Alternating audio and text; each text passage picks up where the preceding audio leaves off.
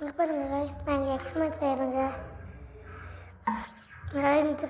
First மெழுகுவர்த்தி பற்ற வைக்கணும், அதுக்கப்புறம் தண்ணியை ஊற்றிக்கணும், அதுக்கப்புறம் பாட்டிலில் ஊற்றிக்கணும், அதுக்கப்புறம் அந்த மெழுகுவர்த்தி மேலே வைங்க. ஹெல்த்தி பாட்டில் எடுத்துக்கோங்க. அதுக்குள்ள ஊதி அடிச்சுக்கோங்க. ஒரு 10 செகண்ட்ஸ் அடிச்சுக்கோங்க.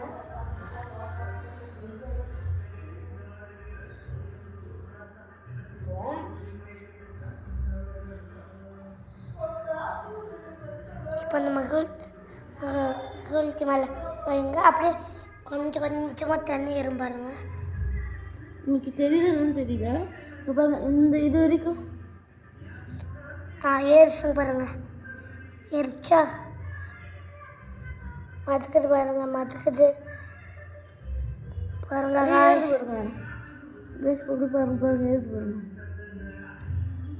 மெழுகுவர்த்தி வந்துச்சா, இதோட மைன் எக்ஸ்பெரிமெண்ட்.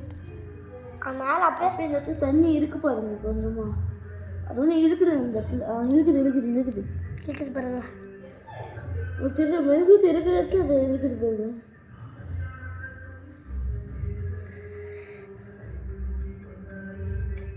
இங்கே போயினா சொல்லுங்க.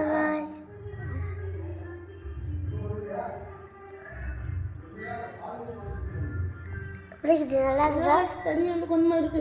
இது இவ்வளோதான் இருக்கும். இதோட பேர் பார்த்தீங்கன்னா இது எப்படின்னு பார்த்தீங்கன்னா ஆக்சிஜன் இருக்கிற வரைக்கும் தான் மெழுகுவர்த்தி எரியும்.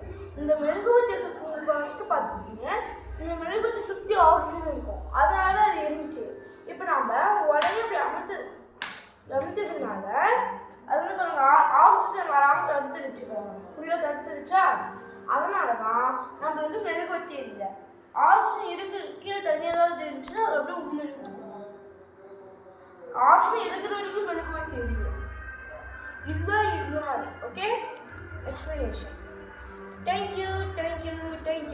சப்ஸ்கிரைப் பண்ணுங்க, லைக் பண்ணுங்க, ஷேர் பண்ணுங்க, அதுக்கப்புறம் கமெண்ட் பண்ணுங்க. நெக்ஸ்ட்